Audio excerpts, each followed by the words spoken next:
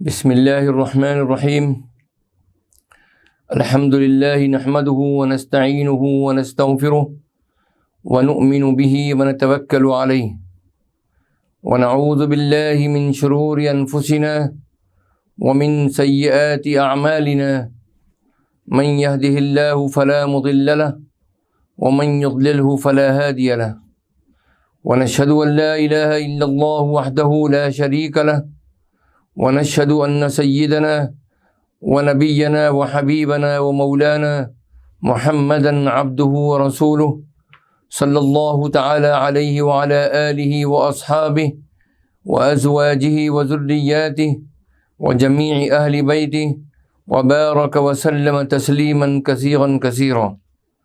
أما بعد، فأعوذ بالله من الشيطان الرجيم. بسم الله الرحمن الرحيم. رب زدنی علما والحقنی بالصالحین رب اشرح لی صدری ویسر لی امری واحلل عقدۃ من لسانی یفقہوا قولی. صدق اللہ العظیم.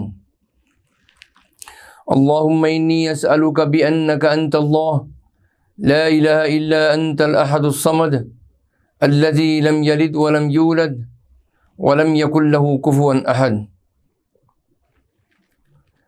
بزرگان محترم، عزیزان ملت، برادران عزیز، سلسلے کے مخلصین اور ہماری قابل احترام مائیں بہنیں اور عزیز بچیاں،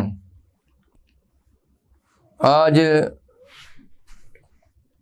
معیار السلوک کا 33واں درس ہے اور اس میں جو ذکر خیر ہے وہ حضرت شیخ عبد القادر جیلانی رحمۃ اللہ علیہ کی مجالس کا ہے، اور ان کی مجلس کی آج 19ویں قسط ہے. اس مجلس کا آغاز ہم 2 حدیث مبارکہ سے کرتے ہیں. پہلی حدیث جس کا کہ مضمون یہ ہے کہ کوئی مسلمان کسی مسلمان کو حقیر نہ سمجھے. یہ حدیث مبارکہ حضرت ابو ہریرہ رضی اللہ تعالی عنہ سے مروی ہے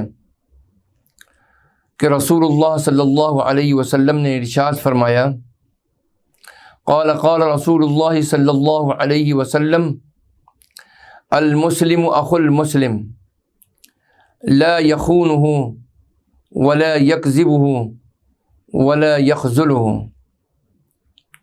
کل المسلم علی المسلم حرام عرضہ ومالہ ودمہ، التقوی ہاہنا بحسب امرئ من الشر ان یحقر اخاہ المسلم. رواہ الترمذی وقال حدیث حسن. حضرت ابو ہریرہ رضی اللہ تعالی عنہ سے روایت ہے کہ رسول پاک صلی اللہ تعالی علیہ وسلم نے فرمایا، مسلمان کا بھائی ہے، نہ اس کی خیانت کرے، نہ اس سے جھوٹ بولے، نہ اس کی مدد چھوڑے. ایک مسلمان کی تمام چیزیں دوسرے مسلمان پر حرام ہیں، اس کی عزت اور اس کا مال اور اس کا خون حرام ہے. تقوی یہاں ہے، آدمی کے لیے اتنی ہی برائی کافی ہے کہ وہ اپنے مسلمان بھائی کو حقیر سمجھے. ولا یخونہ، اس کی خیانت نہیں کرتا. قرآن کریم کے اندر بھی آتا ہے، ان اللہ لا یحب الخائنین، کہ اللہ خیانت کرنے والوں کو پسند نہیں فرماتا. دوسری جگہ پر ارشاد ہے، ان اللہ لا یہدی کید الخائنین. ولا یکذبہ، نہ مومن جھوٹ بولتا ہے، جھوٹ کے ساتھ اس کو دھوکہ نہیں دیتا. حرام عرضہ ومالہ ودمہ، مسلمان کی عزت، اس کا مال اور اس کا خون دوسرے مسلمان پر حرام ہے۔ اس حدیث میں بھی مسلمان کی عظمت کا بیان کرنا مقصود ہے کہ بغیر کسی وجہ سے اس کے مال، جان اور عزت کے ساتھ نہ کھیلا جائے۔ لوگوں کے سامنے عیوب بیان کرنے والے کی معافی نہیں ہوگی۔ حضرت ابو ہریرہ رضی اللہ تعالی عنہ سے یہ حدیث بھی مروی ہے، وعنہ قال سمعت رسول اللہ صلی اللہ علیہ وسلم یقول کل امتی معافا الا المجاہرین وان من المجاہرة ان يعمل الرجل باللیل عملا ثم يصبح وقد ستره الله عليه فيقول يا فلان عملت البارحة كذا وكذا وقد بات يستره ربه ويصبح يكشف ستر الله عنه، متفق علیہ۔ یہ حدیث مبارکہ بھی حضرت ابو ہریرہ رضی اللہ تعالی عنہ سے روایت ہے۔ آپ فرماتے ہیں کہ رسول پاک صلی اللہ علیہ وسلم نے ارشاد فرمایا، میری تمام امت کو معاف کر دیا جائے گا مگر وہ لوگ جو خود اپنے عیوب کو آشکارا کرتے ہیں۔ ان کو آشکارا کرنے کا مطلب یہ ہے کہ آدمی رات کو کوئی بدعملی کرتا ہے، وہ صبح اٹھ کر تشہیر کرتا پھرتا ہے، کہتا ہے کہ او فلاں، میں نے گزشتہ رات فلاں فلاں غلط کام کیا، حالانکہ اللہ نے اس پر پردہ ڈالا تھا، لیکن وہ اللہ کے پردے کو چاک کر رہا ہے۔ نعوذ باللہ من ذالک۔ کل امتی معافا الا المجاہرین، میری امت کو معاف کر دیا جائے گا مگر وہ لوگ جو اپنے عیوب کو آشکارا کرتے ہیں۔ اس حدیث کے مطلب میں علماء فرماتے ہیں کہ انسان بشر ہے، اس کو بتقاضۂ بشریت گناہ کا وسوسہ ہوتا ہے، گناہ صادر ہو جاتے ہیں، اس پر اس کو ندامت ہونی چاہیے۔ اگر ندامت کرے گا تو اللہ جل شانہ معاف فرمائیں گے۔ مزید برآں یہ کہ اگر وہ معافی بھی مانگ لے اور توبہ کر لے تو اللہ تعالیٰ خوش بھی ہو جاتے ہیں، لیکن گناہ کرنے کے بعد پھر اس کو آشکارا کرنا، یعنی لوگوں کے سامنے بیان کرتے پھرنا، یہ اس بات کی دلیل ہے کہ اس شخص کے دل میں اللہ کا خوف نہیں ہے، یا یہ کہ اس کے دل میں اللہ، اس کے رسول کے احکام کی کوئی بقات نہیں ہے۔ اس طرح اپنے گناہوں کو لوگوں کے سامنے بیان کرنا اللہ کے غضب و ناراضگی کو دعوت دیتا ہے، اور ایسا شخص عموماً توبہ کی توفیق سے بھی محروم ہو جاتا ہے۔ جب اس میں یہ تمام باتیں ہوں گی تو اب اس کو کیوں کر معاف کیا جا سکتا ہے۔ اب ہم آغاز کرتے ہیں حضرت شیخ عبد القادر جیلانی رحمۃ اللہ علیہ کی 22ویں مجلس کا، جو منعقد ہوئی آخری ذی قعدہ 545 ہجری بوقت صبح بمقام خانقاہ شریف۔ دل والوں کی صحبت سے دل ملتا ہے۔ اے اللہ کے بندے، جب تجھے دنیا کی کوئی چیز ملے اور اس سے تمہارا دل گھٹن محسوس کرنے لگے تو اسے چھوڑ دو، لیکن تیرے پاس تو دل ہی نہیں ہے، تو مجسم حرص اور نفس اور خواہش ہے۔ دل والوں کے پاس بیٹھو تاکہ تمہیں بھی دل مل جائے۔ تمہارے لیے پیر کامل کی ضرورت ہے جو کہ دانا ہو، احکام الہی پر چلنے والا ہو، تجھے راستہ بتائے تجھے تہذیب اور علم سکھائے اور سب طرح سے خیر خواہ ہو۔ تم نے ناچیز کے بدلے سب کچھ خرید لیا اور سب کچھ دے کر ناچیز کو خرید لیا۔ آخرت کے بدلے دنیا کو خریدا اور دنیا کے بدلے آخرت کو بیچا۔ نعوذ باللہ من ذالک۔ اللہ محفوظ و معمون فرمائے۔ فرماتے ہیں کہ تو ہوس در ہوس ہے، عدم در عدم ہے، جہل در جہل ہے، چوپایوں کی طرح کھاتا ہے، نہ تحقیق کرتا ہے نہ تفتیش کرتا ہے، حلال ہے کہ حرام ہے، نہ جستجو نہ حساب کا خدشہ، نہ نیت نہ سوال، نہ حکم کا انتظار، نہ فعل کا کھٹکا۔ ایمان والا شرع سے پرکھ کر کے کھاتا ہے، ولی کامل کو کھانے یا نہ کھانے کا دل کی طرف سے امر یا نہیں ہوتا ہے۔ ابدال کو کسی چیز کا فکر نہیں ہوتا، بلکہ چیزیں خود اس میں اپنا اثر کرتی ہیں۔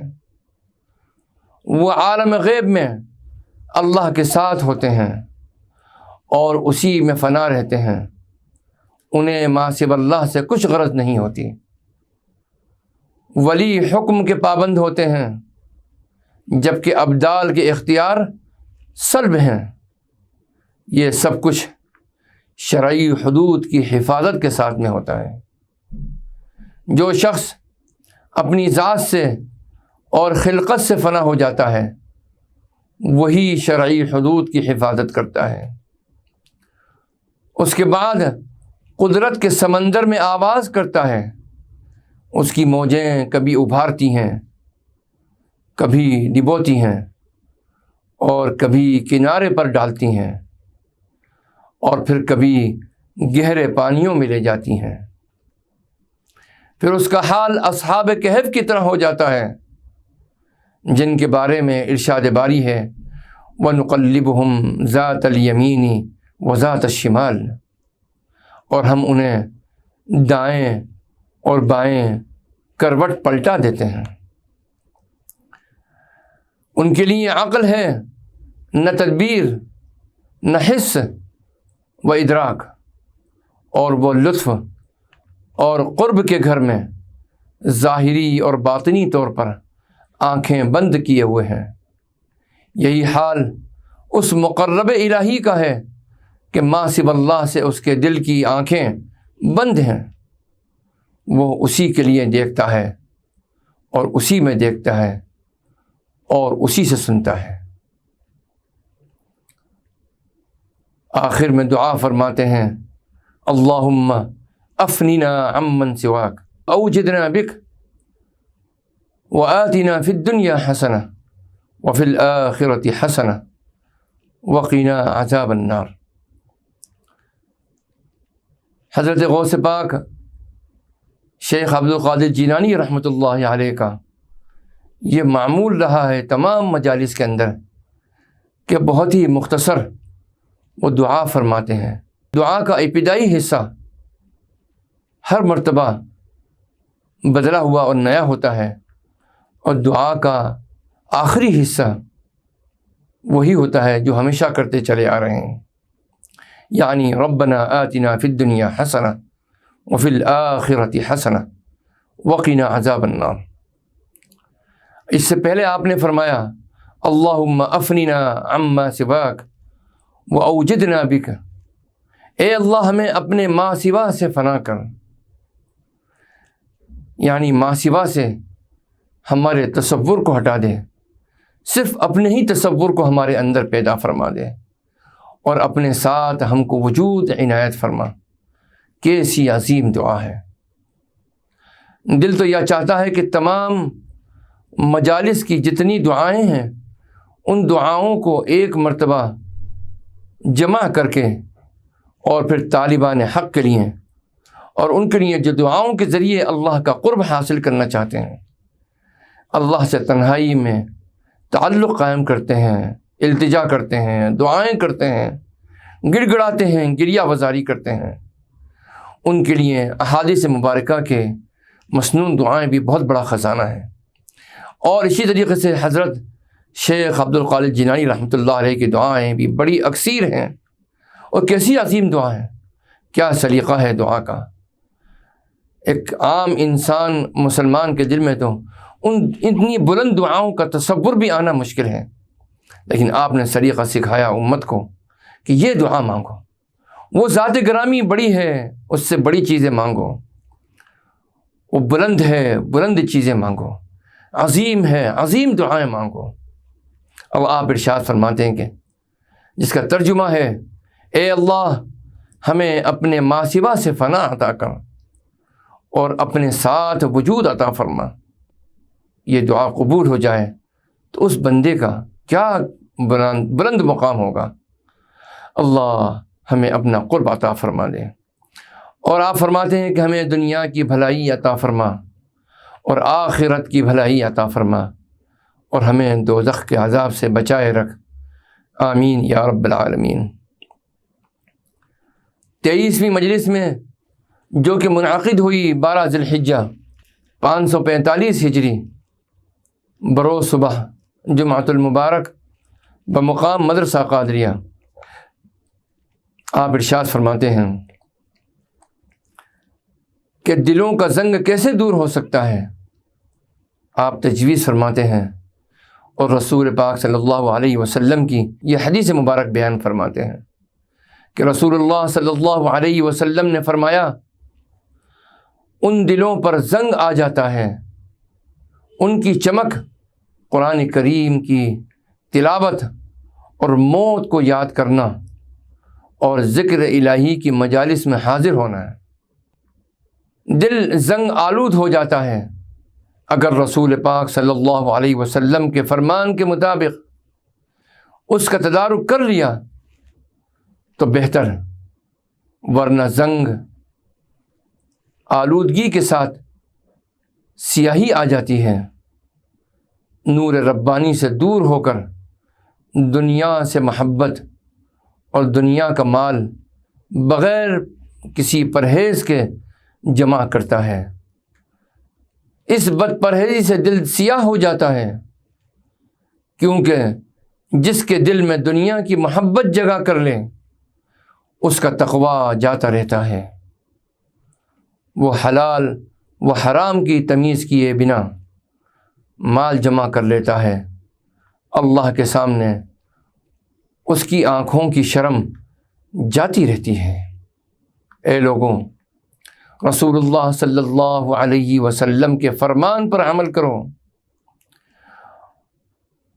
اور جو دوا تجویز فرمائی ہے اس سے دلوں کے زنگ دور کر کے دلوں کو چمکا لو۔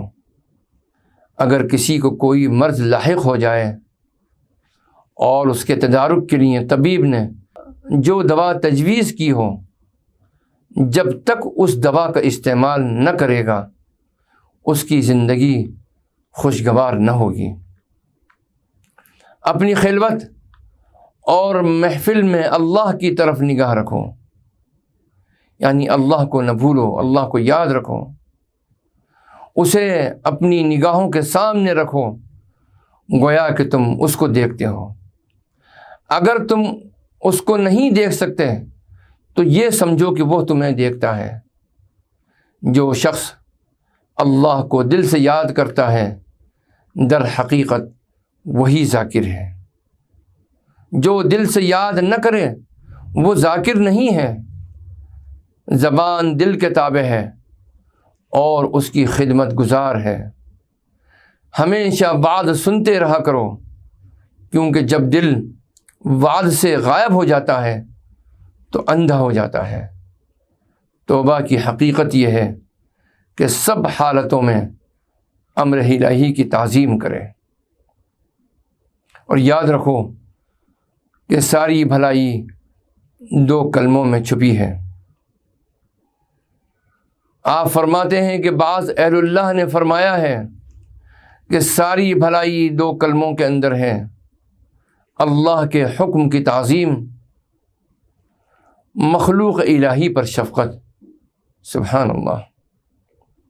باری تعالیٰ نے حضرت موسیٰ علیہ السلام کو وحی کے ذریعے ارشاد فرمایا، ارحم حتی ارحمک انی رحیم من رحمتہ وادخلت جنتی فیا طوبی للرحماء۔ تو دوسروں پر رحم کر تاکہ میں تجھ پر رحم کروں، کیونکہ میں رحیم ہوں۔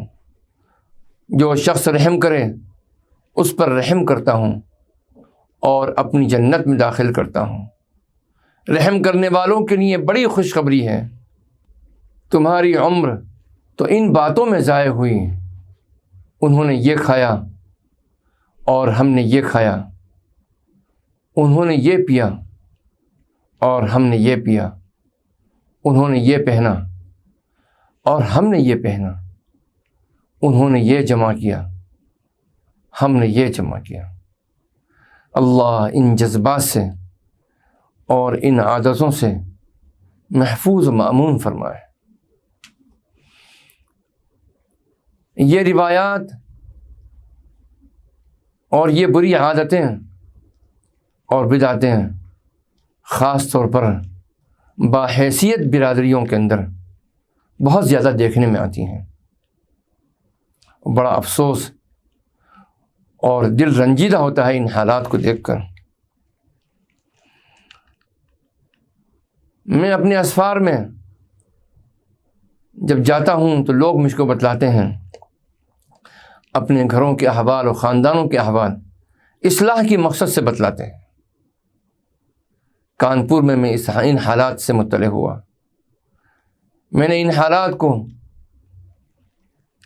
لکھنؤ میں سنا، بمبئی اور سورت میں سنا، بڑے بڑے شہروں کے اندر سنا۔ وہ لوگ جو باحیثیت ہیں اور وہ برادریاں جن کو اللہ نے مال سے نوازا ہے، دولت سے نوازا ہے، ان کو اللہ نے ظاہری اعتبار سے صاحب حیثیت بنایا ہے، ان کے اندر کے حال بہت اچھے نہیں ہیں۔ خواتین کا حال یہ معلوم ہوتا ہے کہ برادری بڑی ہے، ایک تقریب صبح ہے، ایک تقریب دوپہر میں ہے، ایک تقریب شام میں ہے، رات میں بھی 2 3 تقریبات ہیں۔ اللہ معاف فرمائے۔ حال یہ ہے خواتین کا اور عورتوں کا کہ جو صبح کی مجلس میں، صبح کی محفل میں جو لباس پہنا، یہ ان کے لیے عار کی بات ہے کہ وہی لباس پہن کر دوسری مجلس میں یعنی دوپہر کی نشست میں چلی جائیں، کسی تقریب میں چلی جائیں۔ وہ پہلے گھر آئیں گی اور دوسرا لباس پہن کر اور نیا لباس تبدیل کر کے پھر وہ دوسری تقریب میں جائیں گی، پھر شام کو تیسری تقریب ہے، اس میں اپنا لباس بدلا جائے گا۔ یا الہی محفوظ و مأمون فرما۔ اندر کی باتیں یہ ہوتی ہیں اور اس بات سے ان کو شرم محسوس ہوتی ہے کہ ایک ہی لباس دوسری تقریب میں پہنا جائے، اس بات سے شرم محسوس ہوتی ہے۔ اے اللہ کے بندوں، اپنی بیویوں کو سمجھاؤ، اور اے اللہ کی بندیوں، تم سمجھو اس بات کو کہ یہ سراسر اسراف ہے۔ ایک لباس کو ایک مجلس کے بجائے 1000 مجلس کے اندر پہن لینے میں کوئی عیب نہیں ہے۔ ہمارے بزرگوں کا یہی طریقہ رہا ہے۔ اس کے علاوہ کھانے اور پینے میں اسراف، لاکھوں روپے کی بربادی۔ اسی طرف آج سے 750 سال پہلے، تقریباً 800 سال پہلے، حضرت شیخ عبد القادر جیلانی رحمۃ اللہ علیہ نے اس فساد کی طرف اشارہ فرمایا اور فرمایا کہ تمہاری عمر تو انہی باتوں میں ضائع ہوئی ہے۔ انہوں نے یہ کھایا، ہم نے یہ کھایا، انہوں نے یہ پیا، ہم نے یہ پیا، انہوں نے یہ پہنا، ہم نے یہ پہنا، انہوں نے یہ جمع کیا، ہم نے یہ جمع کیا۔ اے عزیزوں اور دوستوں اور سلسلے کے مخلصوں اور امت مسلمہ کے نوجوانوں اور بزرگوں، ان جذبات سے اپنے قلوب کو پاک کر لو، اللہ کے ہاں کے اللہ کی پکڑ سے بچ جاؤ گے۔ اللہ کے ہاں تمہیں ایک ایک پیسے کا حساب دینا ہے۔ اللہ تعالیٰ ہر شخص کو، امت مسلمہ کے، مجھ کو بھی اور آپ کو بھی، ہماری اور آپ کی نسلوں کو بھی صحیح معنی میں حضور پاک علیہ الصلاۃ والسلام کی زندگی پر سادگی کے ساتھ میں وقت گزارنے کی توفیق عطا فرما دے۔ آگے حضرت شیخ عبدالخالق جیلانی رحمۃ اللہ علیہ ارشاد فرماتے ہیں کہ جو شخص فلاح اور نجات کا طالب ہے، اسے چاہیے کہ اپنے نفس کو خواہشوں اور حرام اور شک شبہ والی چیزوں سے روکے اور صبر کرے، امر الہی کے ادا کرنے پر اور نہیں سے رکنے پر صبر کر کے تقدیر الہی کی موافقت کرے۔ اولیاء اللہ نے اللہ کے ساتھ صبر کیا، اس سے دور رہ کر نہیں، اسی کے لیے اور اسی کے بارے میں صبر کیا تاکہ اسی کے ساتھ رہیں، اس سے جدا نہ رہیں۔ انہوں نے اسی کو طلب کیا تاکہ اس کا قرب حاصل ہو۔ وہ اپنے نفسوں اور حرصوں اور خواہشوں اور عادتوں کے گھروں سے نکل گئے اور شریعت کو ساتھ لے کر اپنے رب کی طرف سفر پر نکل گئے۔ دوران سفر آفتیں، مصیبتیں، آزمائشیں، دہشتیں، غم، بھوک اور پیاس، برہنگی، ذلت اور حقارت ستانے آئیں، انہوں نے کسی کی پرواہ نہ کی، اپنے سفر کو ثابت قدمی کے ساتھ جاری رکھا۔ وہ جس ارادے سے چلے تھے اس میں تبدیلی نہ آئی، ان کے قدم آگے بڑھتے چلے گئے، ان کی رفتار میں سستی نہ آئی، وہ اسی طرح محو سفر رہے یہاں تک کہ ان کے دل اور جسم، قلب و قالب کو بقائے دوام مل گئی۔ اللہ سے ملاقات کا شوق ہے تو اے لوگوں، اللہ سے ملنے کے لیے عمل تو کرو، اور ملاقات سے پہلے اس سے شرم و حیا کرو۔ ایمان والا پہلے اللہ سے اور پھر خلقت سے حیا کرتا ہے۔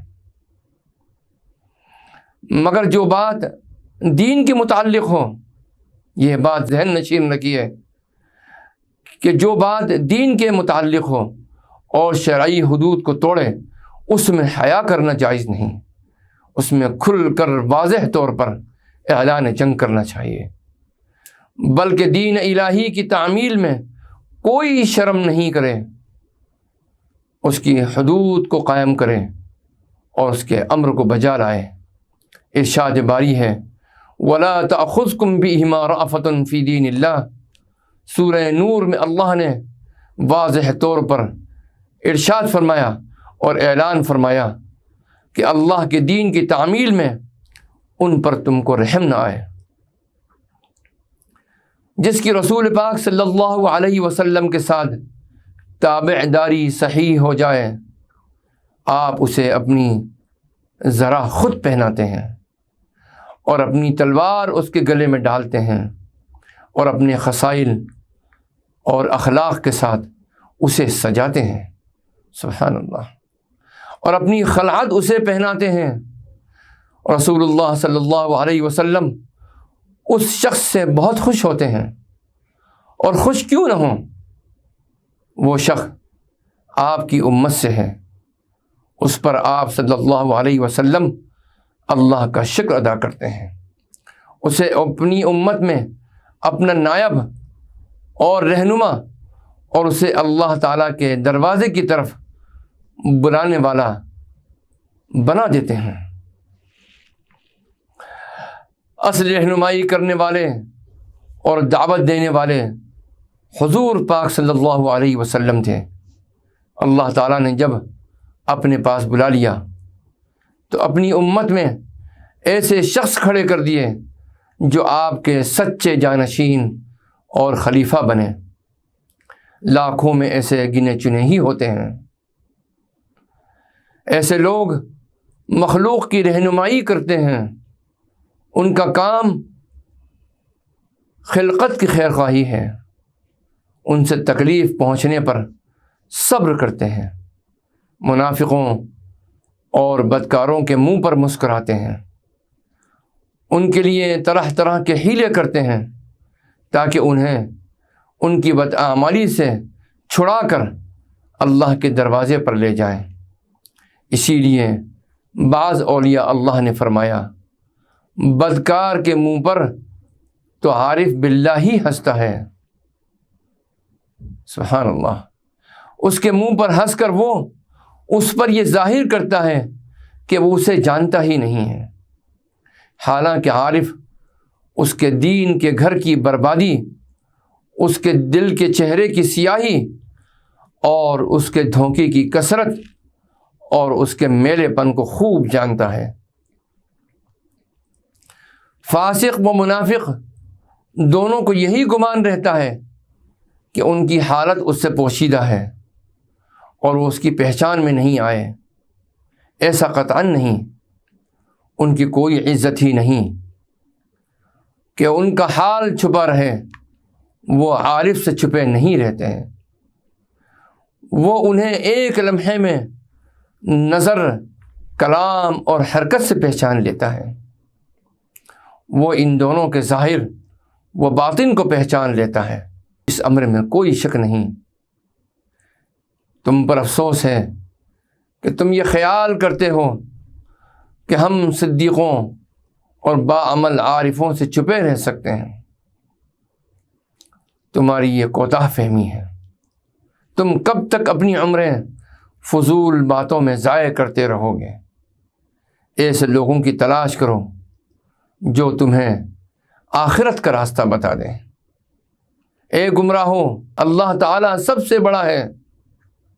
اے مردہ دلوں، اسباب کو اللہ کا شریک سمجھنے والوں، اپنی قوت و طاقت اور اپنے معاش اور رأس المال اور اپنے شہر کے بادشاہوں کو پوجنے والوں، اور جن طرفوں کو وہ جاتے ہیں، یہ سب لوگ اللہ سے دور اور حجاب میں ہیں۔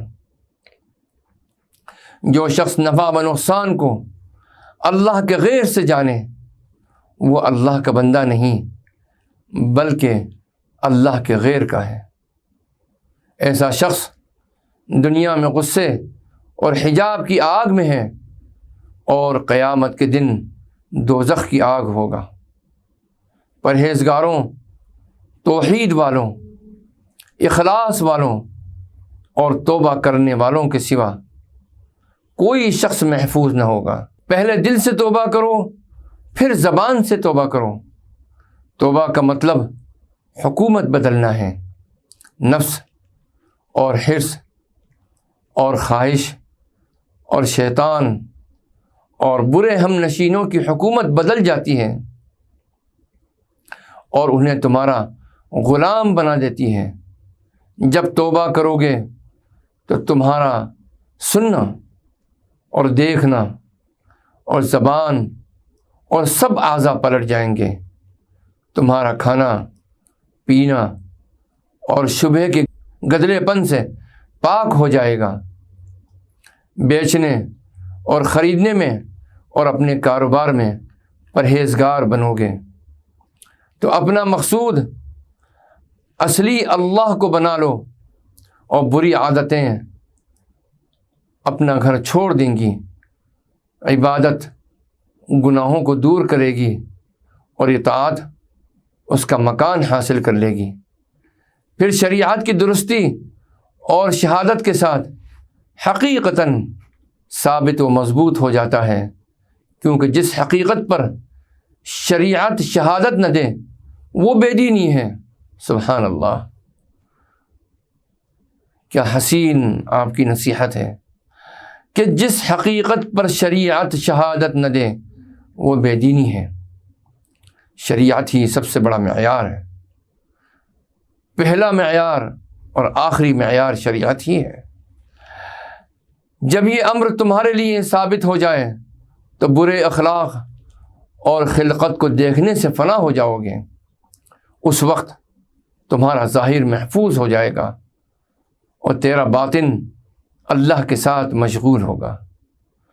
جب تیری یہ حالت کمال کو پہنچ جائے تو پھر دنیا چاہے اپنے سارے ساز و سامان کے ساتھ تیرے پاس آ جائے اور اپنا سب کچھ تیرے سامنے ڈال دے اور اگلی پچھلی سب مخلوق بھی تیری تابع ہو جائے تو کچھ نقصان نہ پہنچا سکیں گے، نہ تجھے اللہ کے دروازے سے پھیر سکیں گے، کیونکہ تم اللہ کے ساتھ قائم ہو، اسی کی طرف متوجہ ہو، اسی میں مشغول ہو اور اسی کا جلال اور جمال دیکھتے ہو۔